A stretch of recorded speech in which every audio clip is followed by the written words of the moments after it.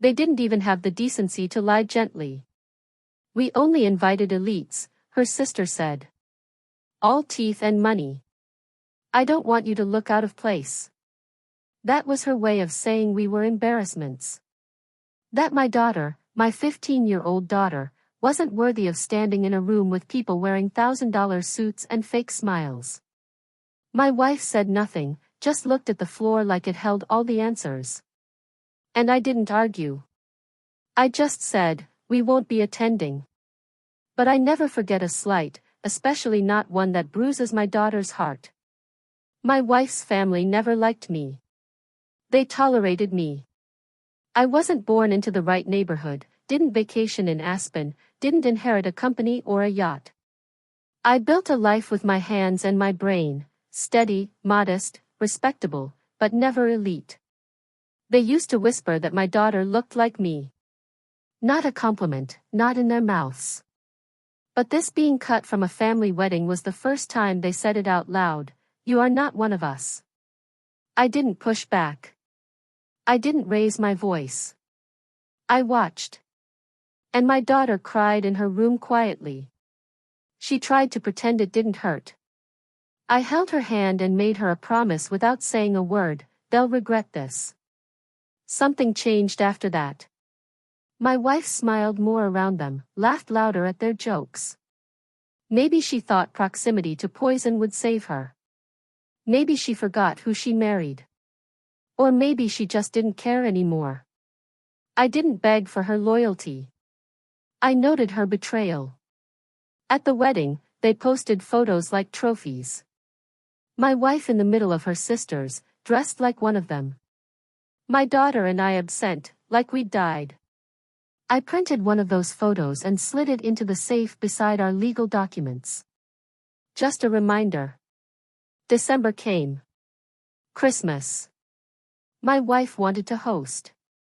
It's our turn, she said. The family would come, her sisters, their husbands, the nieces and nephews, the mother with her wine-soaked tongue.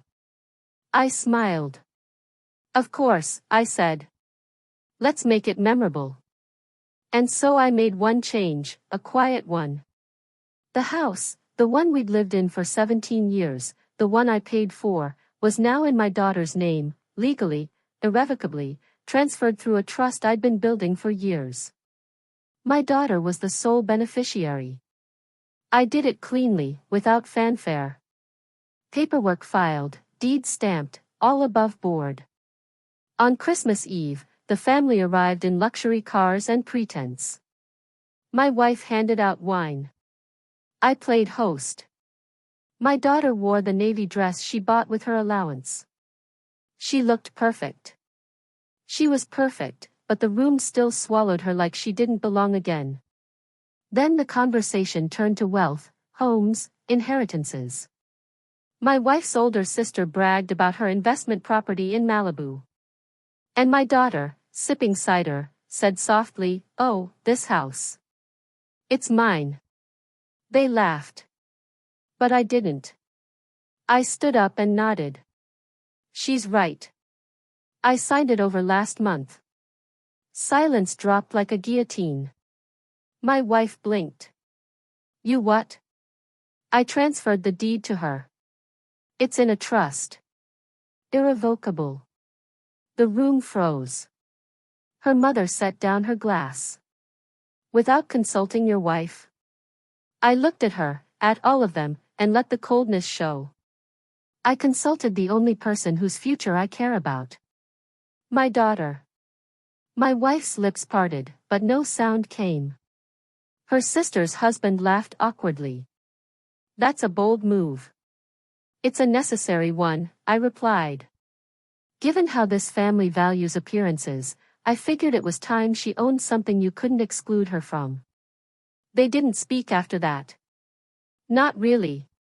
They finished their wine and stumbled out before midnight. The house was too quiet afterward. My wife didn't come to bed. She left 2 days later, didn't yell, didn't explain, just packed a suitcase and drove to her sister's. She probably expected me to chase her. I didn't. She filed for separation. I let her. She wanted the house in the split. I let my lawyer forward the deed to her. When she saw my daughter's name on it, she tried to claim coercion. Said, he done it despite me. But the trust documents were clean, dated before Christmas, notarized. My intentions clear and legally binding. She cried in court. Her family rallied around her, but the judge wasn't moved. She got her clothes, some furniture. That was it. My daughter kept the house, and I stayed. The fallout was delicious. Her sisters turned cold once they realized she had no bargaining chips, no home to host their parties, no claim to the stable life they flaunted. She tried to climb their social ladder, and I kicked out the rung beneath her. And my daughter bloomed, confident, unapologetic. She knew now I would never let them decide her worth again. Sometimes she sits by the window with a book in that same navy dress, the one they snubbed her in. She looks out at the world they tried to keep from her and knows she owns more than they ever will. I don't need applause. I don't need revenge that screams. Just one quiet move and the silence that follows when everything crumbles.